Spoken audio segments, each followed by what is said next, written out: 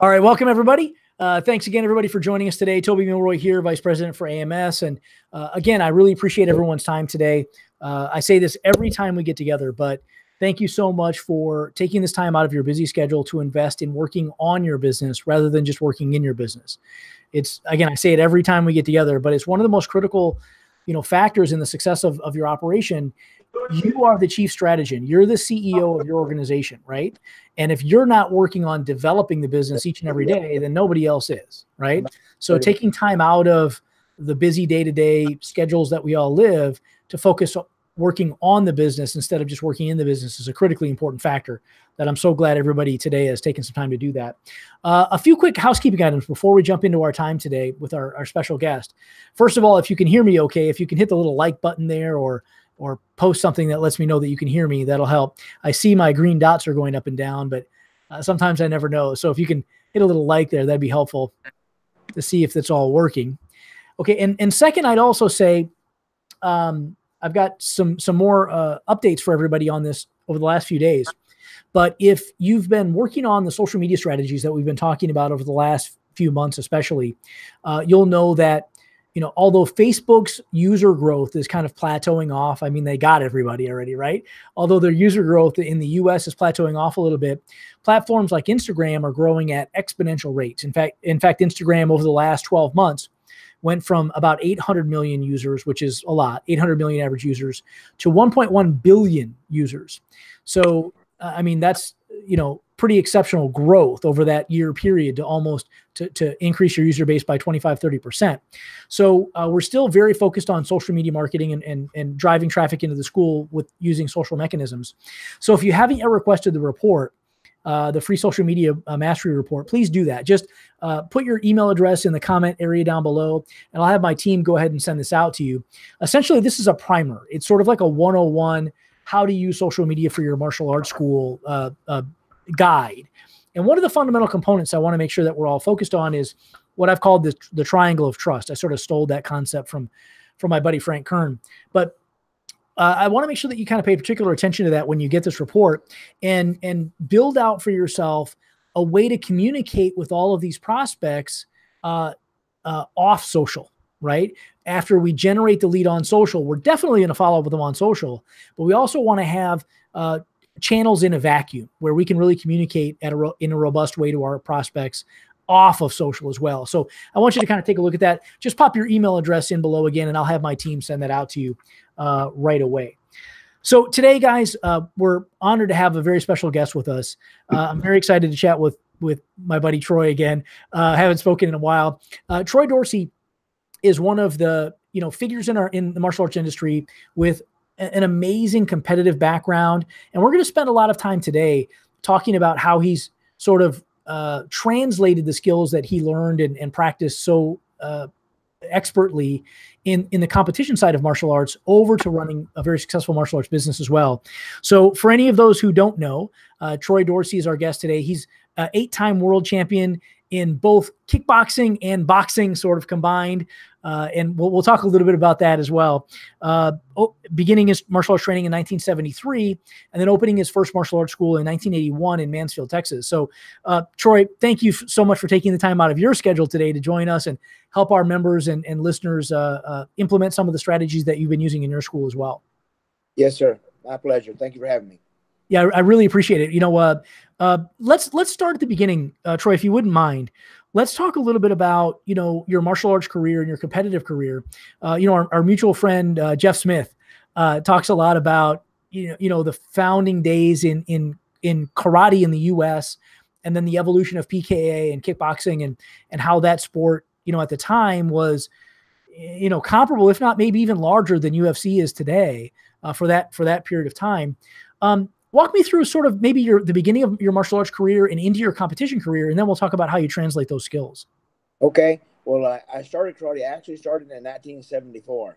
I think you might have said 73. I'm not trying to correct you, but anyways, there's a bit different places say different things. But I remember that I was being bullied in between the fifth and sixth grade year. So that was in 1974. Troy, I want to make sure we get a really nice recording here. But your volume's real low. I'm not sure if there's a way you can get that microphone maybe a little closer, but I want to make sure everybody can hear. Let me see if I can help bump that up for you a little bit here on my end. I don't think I can. Okay, there. What does that sound like? That is better. It's a little strange, but that is better. A little strong, too strong? No, I think you're good. Oh, I've got a volume control for you here too, Troy. I'm going to max you out on my side too. Okay. Oh, better. Let's do that. So on your side, you got is it better now? I think we're good now. Yeah. Thank you, sir. Sorry. Okay. Yes, sir. Let's go back to 1974. Okay. I started karate in the summer of 1974 between my 5th and 6th grade year. I was getting picked on at school, came home crying, and my mother and my dad, they put me, and I have 2 brothers, Brian and Rodney, and they put us all 3 in karate. So then I took karate that summer, and I went back, and I thought I was Bruce Lee, of course, and I got in a couple of fights. What happened, I didn't start any fights, but I would fight back, and that kind of stopped the bullying at that time. So yeah, like I said, I thought I was Bruce Lee, and I went back and I took up for myself, even though maybe I didn't win sometimes. But so it gets around pretty quick that okay, he's going to fight you back. So don't bully on that guy anymore. Don't pick on him. So that's what happened. And what else did you ask me about? Well, okay, great. So how did that lead into sort of your martial arts competition career then? Well, after 2 weeks after I started karate, I fought in my first karate tournament. And we didn't have gear. We had a mouthpiece. We had a growing protector. That's what we fought. And of course, I fought in the kids division. I was 11 years old, and but it was a little tougher than fighting bare knuckle and hitting. You didn't hit anybody in the face as a child, but you hit their elbow or something like that. And also, I loved it. My very first tournament, I won 2nd place. After that, there was about a dry spell for about 3 or 4 years, and my brothers would win and. My youngest brother, especially, he was really gifted in the martial arts. His name is Rodney, and he would win the tournament usually. And then my middle brother, he would place 2nd, 3rd, and then me, I wasn't doing so good. So I remember one time I fought in the karate tournament, and my dad took a picture of my brother and his big trophy, and then he said, "Okay, Brian, you over there and get your picture taken." And he took his picture, and then he told me, "Go over there, get over there, and we want to take your picture too." I didn't have a trophy. I said, "I don't want to." My dad pushed me on the shoulder, told me. Actually, he did something a little different. He grabbed me by the head of my hair, and said, "Get over there." And he took my picture, and that picture has been in some of the martial arts magazines. I mean, you can see I was very upset. So there was a dry spell for a long time. Then when I was 15, I started kickboxing, and that really did what I wanted to do. I mean, I wanted instead of the point karate, I wanted to be a kickboxer, and then I wanted to be a better kickboxer. So I went to a boxing gym and saw what those guys were making as far as money goes. No, I didn't fight for the money, but I was already doing kickboxing. So I wanted to be a better boxer. So I went to the boxing gym and I seen those guys making what they were making. So I started doing both at that time. Boxing and kickboxing. Well, yeah, and you had sort of uniquely somewhat crossed over, to the boxing realm. And, I wonder if you could reflect on, if you looked at the top of the heap in the kickboxing world and the top of the heap in the karate, the tournament karate world, and then you looked at the same thing in boxing, how would you compare and contrast, sort of the belief systems and success, mindset and things like that you saw on one side of the sport or the other? You have some unique insight into that. I think that might be useful for our listeners, Well, how to think about the world. I've seen a lot of the same thing. Just the desire to train, training and training hard, and just the believing in your heart and doing all that you can do to win. And there's kickboxers were overworked and underpaid, and a lot of times that's what the police officers right now are in this country. Police officers, I mean, and there are some police officers. I'm not trying to say that they don't make any money. I'm not trying to say that. It's just a sad thing the way the police is going right now with the killings and things like that. So I jumped off subject there for a minute, but anyways, I think we have the same drive, if not more, because in our martial arts we say usually a student creed. We're telling ourselves, we're going to be better, and we have our instructors pushing us. And the boxing gym is totally different. a boxing gym is exactly like that. And I'm sure the guys here listening, and you, like Mr. Mulroy, have you ever called your karate school a gym? All those people often do that. You know, they say, yeah, you work at a gym, but our gym, I mean, our karate school, it's not a gym. Yeah, we were not. Yeah. No, it doesn't smell like sweaty socks. We work hard to keep our mats clean, our mirrors clean. You know, it just needs to have a really good a good appearance. You know, you only get one chance to make a first impression, right? So in our martial arts schools, there's a big difference there, but it's what makes a champion in the ring, or being a martial arts school owner or a manager, is really just digging down deep and working hard and doing what you've got to do to reach your goals. Yeah, I was, looking back through your record and stuff like that. It appears to me like somewhere along the line, I can't tell exactly when, after maybe a year and a half, something like that. It looks to me like you had somewhat of a breakthrough, right? It looks like you sort of struggled in competitions sort of early on. And then at some point there was some type of a breakthrough, and really an incredible upward curve in your competitive career and the wins and stuff like that you were booking. Anything that contributed to that, or what do you think that was all about? How do you think that that looked? Well, I think it's just like our martial arts schools. It was just consistency. I never gave up, and I just had the desire to win, and I just kept doing my best, even though at times, like I said, crying after I lost, and even in boxing as I became older, that was difficult. In 1990, some people may remember when I fought Jorge Paez. It was on NBC, and I fought him in Las Vegas, and I lost a split decision. But you can go back on YouTube and watch that fight, and you make your own decision. But it doesn't matter what decision do you make or the decision I made. I mean, I lost the fight, but it was a political thing for sure. They didn't want this boxer coming in and winning the world title from Jorge Paez, who had been nominated as Fighter of the Year in 1989. I fought him the first time February 1990. So here we are, 2 months after he's won this Fighter of the Year boxer award. He was getting, well, I don't know if he got beat. I believe he did. He got beat, and I believe that I won that fight. But that's the way the ball bounces. And I could have quit right then. And I think as business owners and people running our schools, we have the option to either dig down deep and do what we got to do, or we can give up. So my parents didn't raise me to be I've heard it said before, this may be kind of corny for some of you, I've heard it said that I'm not a giver-upper, I'm an overcomer. And even in the Bible, it talks about us being overcomer, being more than conquerors. So that's what I choose to be. And I'm not saying I'll go around all the time with my chest stuck out. No, I go through hard times, and it just reminds me that I just got to keep pushing forward. Yeah, no, I think brilliant. I think it reminds me of two things. One is our mutual friend Jeff Smith says all the time. There's a very questionable decision like that he had as well. I'm sure you remember, and he, his attitude, even while in the ring, when the guy came to interview him in the ring, his attitude even at that point was, well, no. Look, I allowed it to go to a decision. If I would have knocked him out, then there wouldn't be any question. It's on me, right? So what you just described, I think, is this concept I describe of having mirrors in your martial arts business. And what I mean by that is we have mirrors in our school, right? So that students can monitor their behavior, they can monitor their technique, they can adjust and monitor and adjust their technique. But oftentimes we forget to do that in our business. And what you're describing is you look at yourself in the mirror.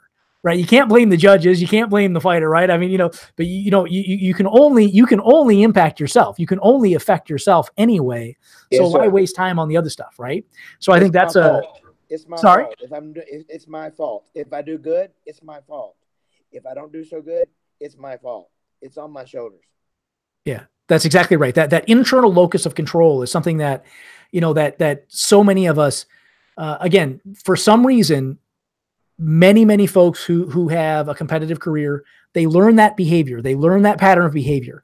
even while we're earning our black belt in a traditional martial art, we learn that behavior. We know that it's our performance that counts. But then sometimes, for some reason, some of us, as soon as we open a martial arts school, we sort of, now we want to go blame the economy, or we want to go blame the market, or we want to go blame the median income in our area, or any of that kind of stuff, But I think what you just said, and what Jeff says, and my version of the mirrors, you're the only thing that you can impact. So why waste your time blaming anything else, right? Yes, sir. Yes, sir. Very useful. My business here, excuse me just for a second here. My business here is 55. My wife and I bought this building in 1999. I was in Dallas, and so that's 45 miles away from where I live. And I made the drive from 1981 to 1999 when I opened up this school. Made the drive to Dallas. I got tired of making that drive. My wife helped me open this school. We bought this building. It's 5,500 square feet. That sounds like a pretty good size, maybe, karate school. But 8 years ago, a school opened up less than 1 mile north of me on the same road, and it's a 25,000 square foot mega school. He has 8 bands. They all have wraps on them, of course, and they pick up. And guess how many elementary schools there are here in Mansfield now? 8. Right. So that was tough. I took a big hit, but matter of fact, I might have even got knocked down, but I didn't get knocked out. So I just kept on pushing forward, and we've improved our numbers, and we just keep on fighting the good fight. Again, like what the Bible says, fighting the good fight, keep the faith and stay the course. We have to stay the course. It's real easy just to kind of blow it off and not do anything about it. But we just got to step up your game. Yeah. I believe. I totally agree. I mean, again, who cares, right? So the guy opened down the street, the economy tanks, the housing market goes upside down. I mean, all that stuff, sure, those things are real, but like, really, who cares? You're either you're going to solve it or you're not, yes. and folks like you're the folks who just figure out how to solve it one way or another, right? Let's drill into that a little bit. So again, you guys own the building that you're in right now, 5,500 square foot location, a couple of hundred active students, plus or minus. You're also managing 6 team members to help, run the whole thing. Yes, sir.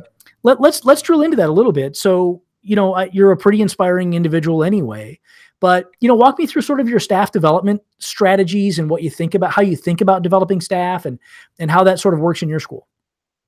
Well, it's just being the person that you need to be. Of course, that doesn't explain it very much, but, we have to be, we're servants here at our school. I can't walk around with my hands on my hip and showing my world title belts to everybody. That's not going to get me any business. That may help, but it's not going to continue to grow my business. So it just get on the I want to say the student's level.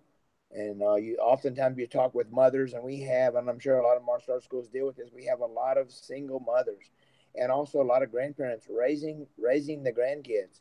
So I think you just have to have a good product.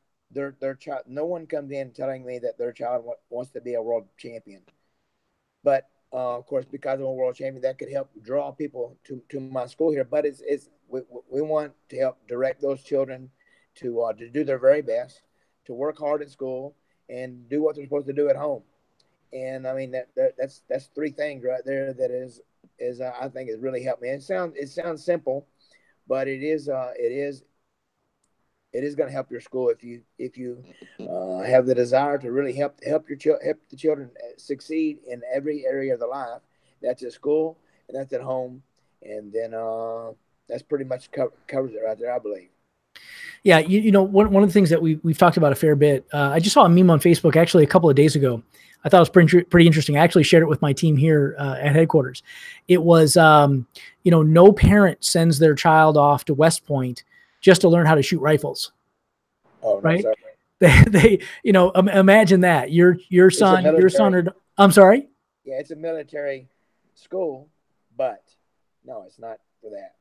That's right. Yeah. I mean, imagine your son or daughter works super hard. They get great grades. They're active in extracurricular activities. They're leaders among their peers in school.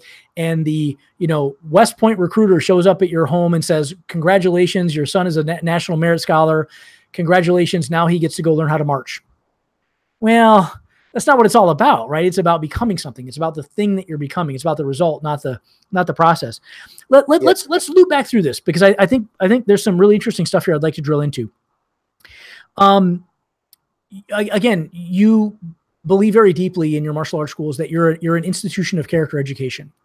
Yes, sir. And describe to me maybe a couple of different tactics that you use to help reinforce that with, new students coming in. What is the new students' experience like that helps them understand the real benefits of what they're learning here?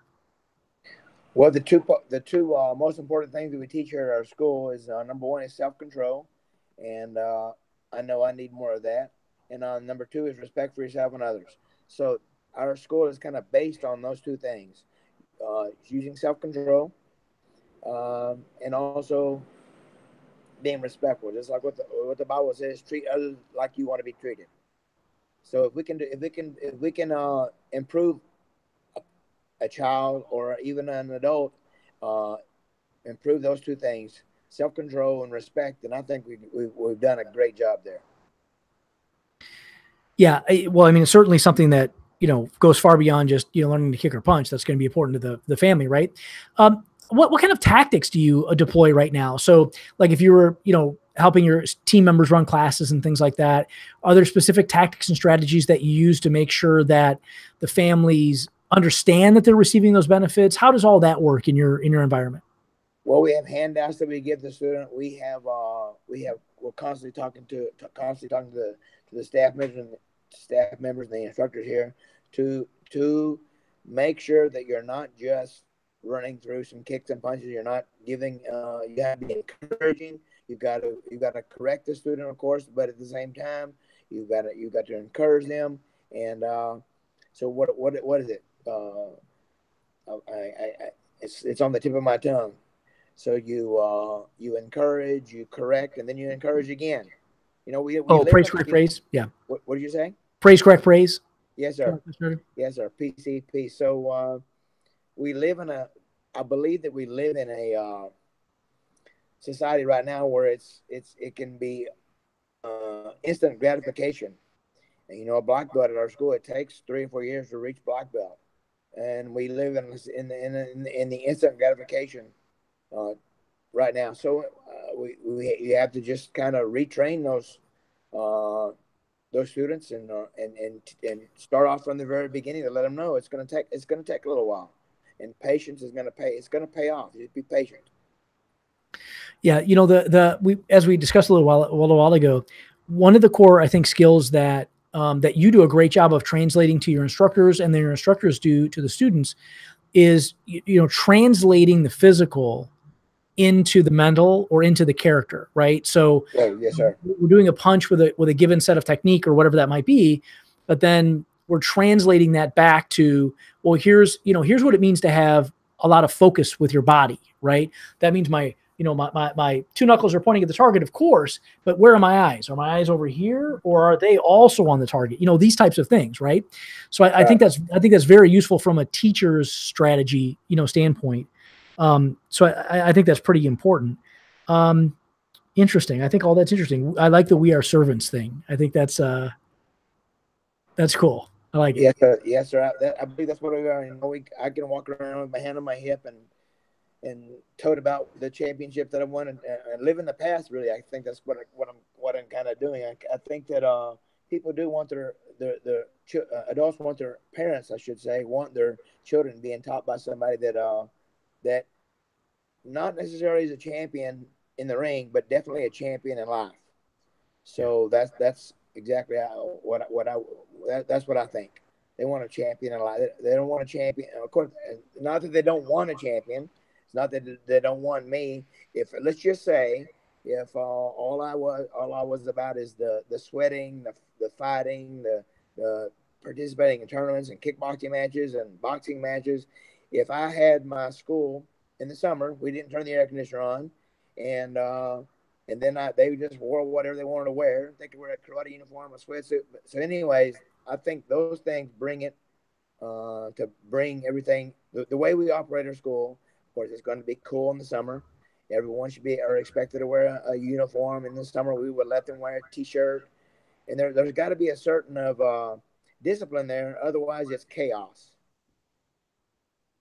Yeah, that's okay. So there's two things in there I think we should unpack.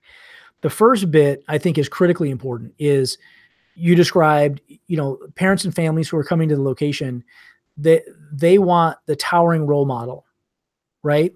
They want the, you said the champion in life, right? So somebody that they want their children, they want the instructor to be somebody that they want their children to become, right? To become like. And I think that's a critically important factor that folks, unfortunately, there are some folks who come from a highly competitive background who can't really figure out, who haven't yet figured out that, there's a tiny sliver of your student body who are interested in and who want to become top competitors. But there's a huge amount of your student body who, like almost all of them, who want their children to be better people, right? Yes, sir. So make better grades, do their chores. Yes, sir. Yeah. I think that's exactly right. I think your example of that is really useful, and it absolutely is translatable, right? It's not something that, just because I'm a highly performing athlete or a high performing athlete doesn't mean that I can't translate those skills down to the clumsy 9-year-old, right? Or the clumsy 7-year-old, right? That's critically important.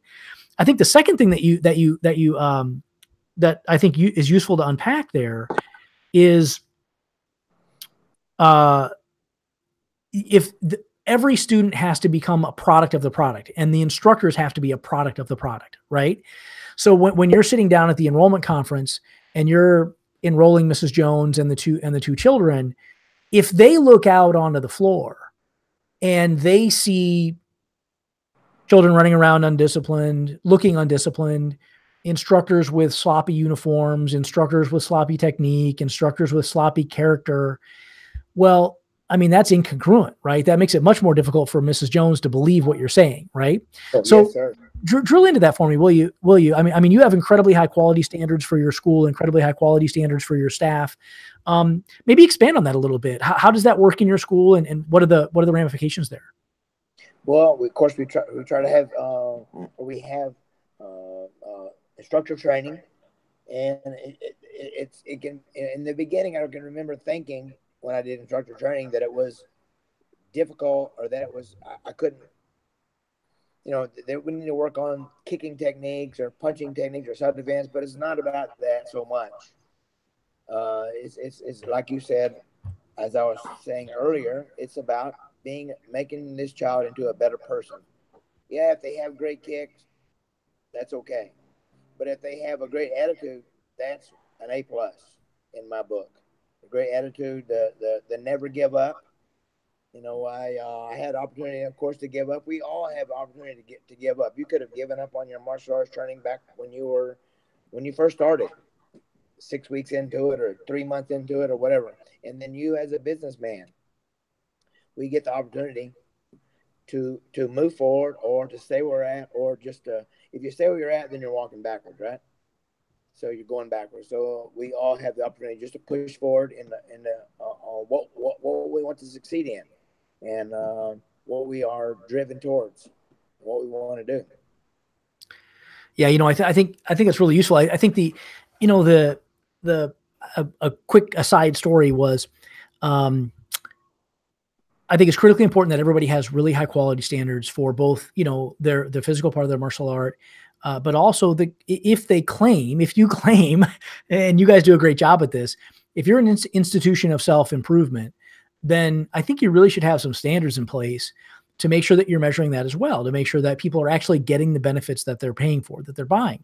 And yes, I remember in my own version of that experience was the very first second-degree black belt student testing for second-degree black belt that I ever failed, the very first one. I mean, and I say that because we prepared them very well. You know what I mean? Like, we were very, leading up the 9 months or so leading up to their second-degree black belt test was very grueling. We just built it that way. We built it to be very, very, very, very difficult. So everybody who got to the testing was prepared, right? They were prepared. Right. but the very first secondary black belt candidate that I ever failed because of character. Right. We went to, we do a retreat out in the mountains, and that's where we do the testing. And it's like a 3-day long testing. And this secondary black belt candidate was a little rude to somebody in the elevator, and somebody heard it. So it wasn't even on the training floor. Right. So, yes, sir.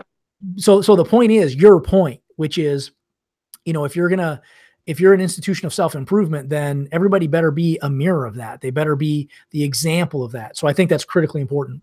Oh, yes, sir. We can't have any of our employees or any of our black belts. Of course, it's going to happen sometime maybe with a student, but if you have someone working in your school that's not living the walk and talking the walk, walking the walk and talking the talk, then I think it's better to let that person go if they're not going to be trying to improve on that.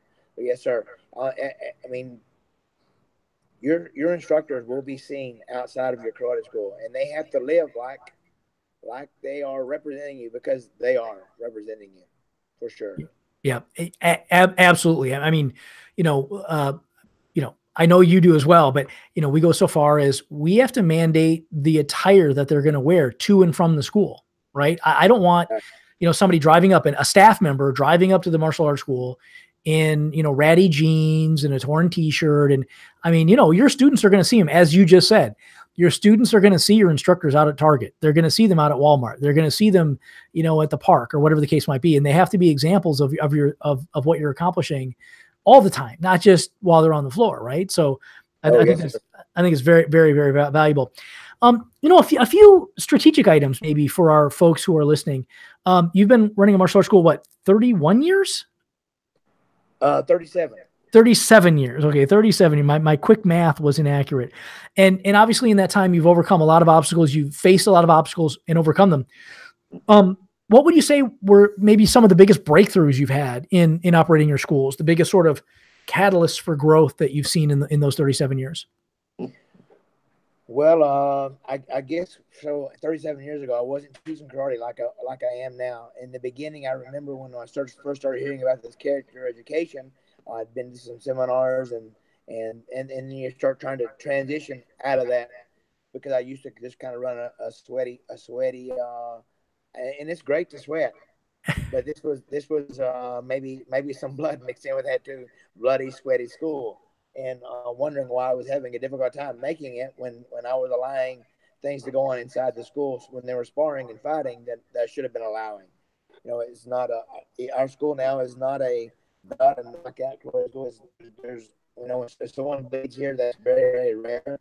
So I think in the beginning I wasn't. Of course, I was 18 when I opened up my school. So I've had a lot of time to grow. I'm 55 now. I'll be 56 November 19th. So here in a couple of weeks, I guess. Oh, early happy birthday. Very nice. Well, thank you. But yeah, it's a matter of maintaining. We already talked about it once. Self-control, and then also respect. Do you want good students? Do you want champions in the martial arts? Of course, that would be a great thing to have. But how many, even if you train your students and all you do is focus on them them being a champion, very few of them are going to be any type of a champion. So we have the opportunity to work with these children and adults. My oldest student was 91 years old. He died about 2 years ago, but he is the most dedicated student that I've ever had. He came to when he was 58 years old. And anyways, it just impacted his life all the way until he passed away at age 91. He just loved the martial arts. He was in my wedding. He helped me teach. He was unbelievable. But I think we have the opportunity to make an impact on anyone's life. I mean, it's not a martial arts thing. So many people think that martial arts is just for children, and the adults is we have a big market there too. So I lost your question somehow in that answer. Well, if happy problem, the phone is ringing. Yeah, right. No, well said. By the way, I think you're right. So you would categorize the sort of transition to a character education, family center type of a structure versus a gym to be one of the breakthroughs that you've had. Yes, sir. I'm sorry. Oh, I thought. What would you say? What would you say are some of the biggest challenges that you've had to face over time? Like, again, in 37 years, we've had economic booms and economic busts. We've had, crazy real estate markets. We've had all sorts of craziness happen. What are some of the lessons that you've learned along the way that might be very useful for somebody to look out for the next 35 years, 37 years? Well, just keep on doing what you're doing. Keep trying to improve. The biggest, I've heard this before, the biggest room in the house, at least in my house, it is the room for improvement. So improving on your communication skills are very important. We only get, I said it earlier, we only get one chance to make a first impression. So I think whether that be on the phone, and then it'll be on the phone, of course, and then you get another chance there when they see you. So yes, sir. Wearing T-shirts and cutoffs and all kind of earrings, and I don't know, maybe earrings are a little bit more in style now, but definitely the way a person presents himself, and even on the mat, the instructors, they're never if they're never in contact with the parents off the mat, then they have to be able to communicate on that mat to the students. The different things that we expect of them, of course, and also just carrying on the messages of the week, the principles of black belt, the student creed. I don't know if you're. I think if you're not saying a student creed at the beginning of your class, or making it in there somehow, and then at the end of the class you're not saying you're not ending it with something and messages of the week, I think that you're missing the boat. And I'm not trying to say that in a bad way. I'm just saying that I think that would help your school. If you're not doing that, I want to recommend that you start doing those three things. Yeah, setting the tone and culture is like super important. It's actually one of the things that really makes all the rest of the stuff work, right? Like one of the reasons that martial arts schools can be such a tool and an environment for character change, for improvement in human behavior, is because it's different than the rest of our life, right? Okay. Like if it was just another room that we walked into, then it'd be kind of like, so what, right? But it's this idea that it's called pattern interrupt, right? It's this idea of that you're out there living your life, doing the things that you're typically doing. But then when we walk into the martial arts school, everything changes. We walk through a wall and everything on the other side of the wall is different. We behave the way we want to behave, not necessarily how we think we have to behave, right? So I think that's very useful, very, very cool, very well said. I think that's a pretty useful tool. So are you saying that when I walk in my school, it's different, or it shouldn't be different? No, it should. Yeah. It's a different environment. Exactly. Yeah. It's a different place. It's not just like work, or it's not just like home. It's our stand. Here's my analogy. I've done a ton of work and research and study with Harvard University and with West Point and with the Air Force Academy, Naval Academy, things like that. Like I've sought out the highest level of education institutions in our nation, and I've studied their processes and their procedures and things like that, and brought those back to our clients in our martial arts schools. And one of the things at Harvard that I find fascinating, and other institutions do this as well, but every student, every new student, every new freshman in their dorm gets a package. And in that package, there's a letter from the president of the university. And there's a passage in that letter that says essentially this: you're now a Harvard student. We expect you to do great things while you're here and after you leave here.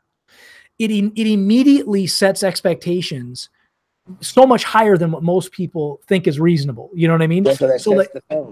It sets the tone and the culture of the class. That's exactly right. We expect you to be the Fortune 500 CEO. We expect you to go change the world. We expect you to, invent the next cure for the next horrible disease. That's our expectation. Yes, and as you're describing your student creed and the culture that you're creating in the school, sets expectations for those students. And we all know that they can accomplish a lot more than they're accomplishing in their school. We all know that they can accomplish a lot more than they can at home. So we're helping to elevate those standards. So I think you said it exactly well. Okay. Thank you. Very well said. Okay. So give me a sense of this. I know you're a big goal setter and somebody that, again, accomplishing what you've accomplished in your competition career and things like that doesn't come without having your eyes on the prize. What are your objectives over the next 5 years for your schools? What's the next step for you? What are you looking toward? What are your goals for your school, your staff, and your locations? That my goal is that this school be more staff and less Troy.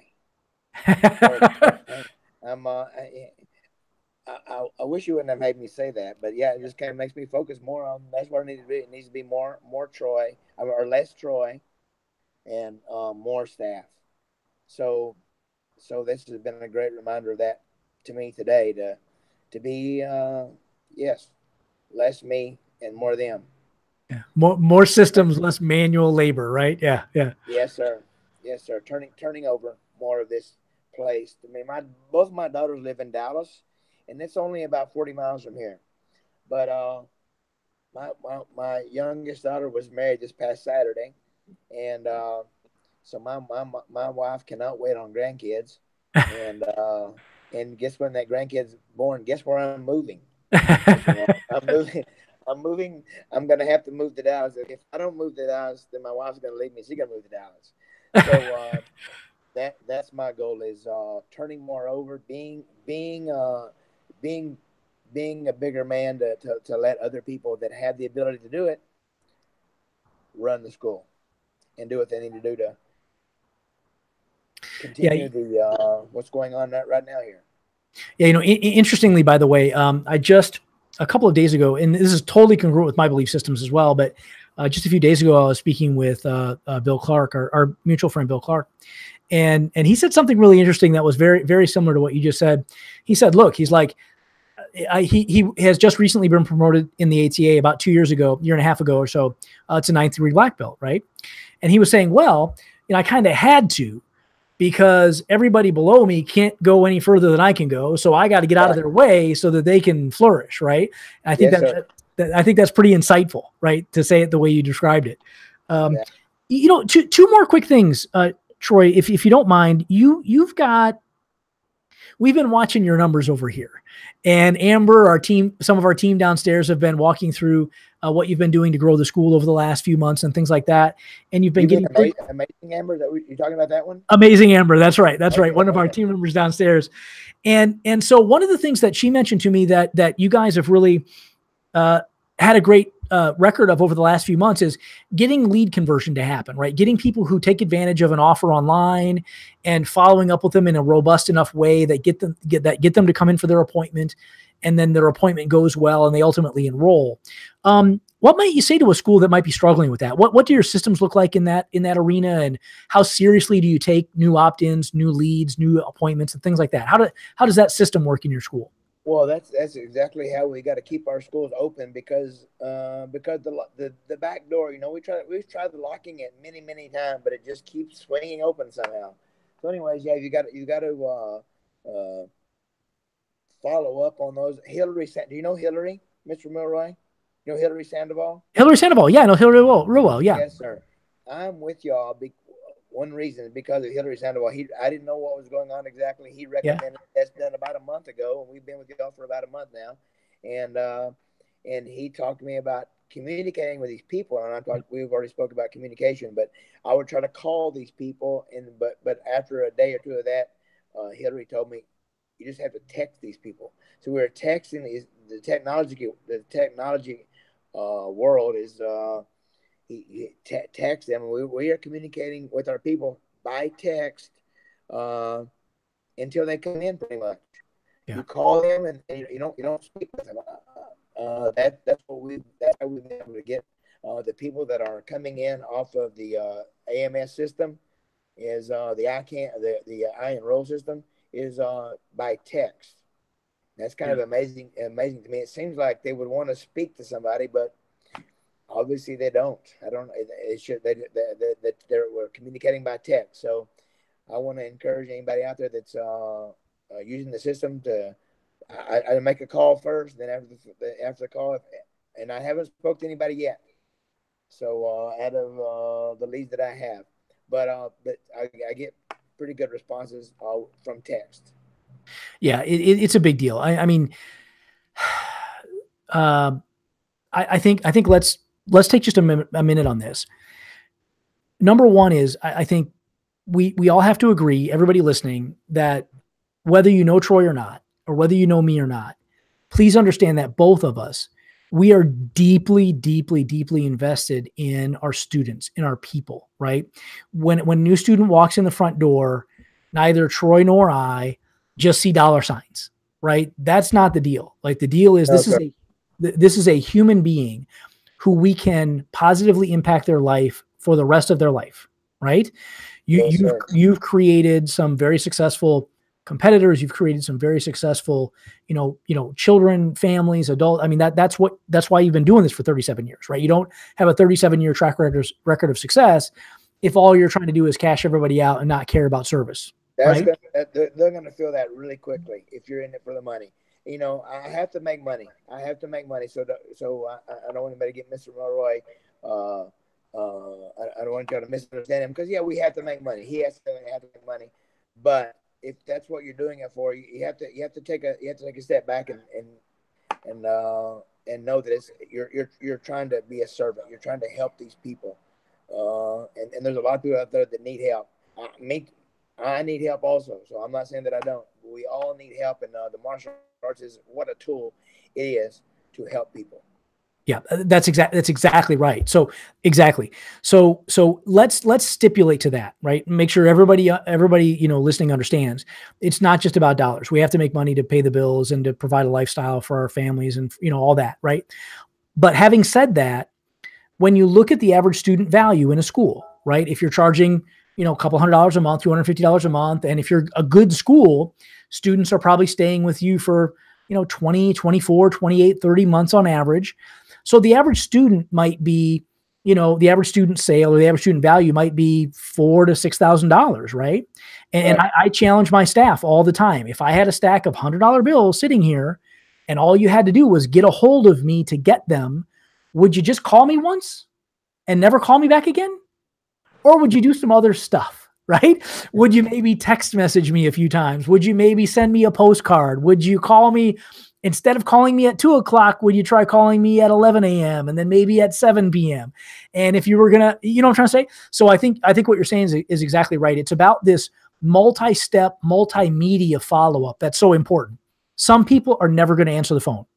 Some people are never going to open up a piece of mail.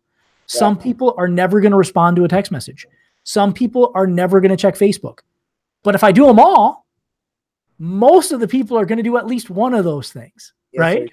So somehow. Yes, sir. Yeah. I mean, when you were, 8-time world champion, did you ever walk into the ring with just one technique? Oh, no, sir. Working out for 1 week. I didn't prepare for 1 week. Yeah. It was lots of preparation. So yes, sir.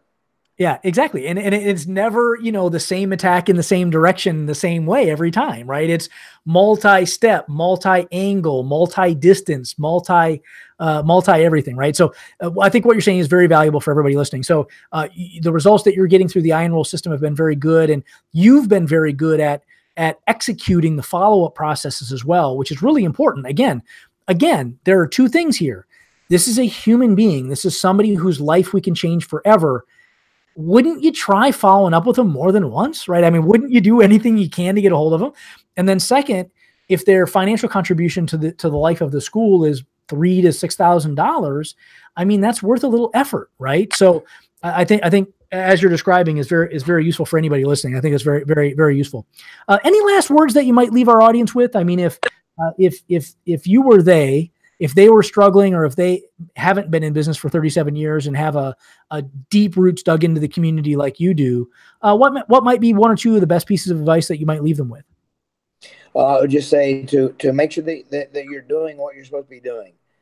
Are you teaching people how to kick and punch? Or are you teaching people how to live better lives and learn more about respect and having and confidence? Oh my gosh, confidence is we haven't even mentioned that one time, but helping feed into somebody's life is going to help give them confidence that they need to survive at their job You know, everybody is going through something.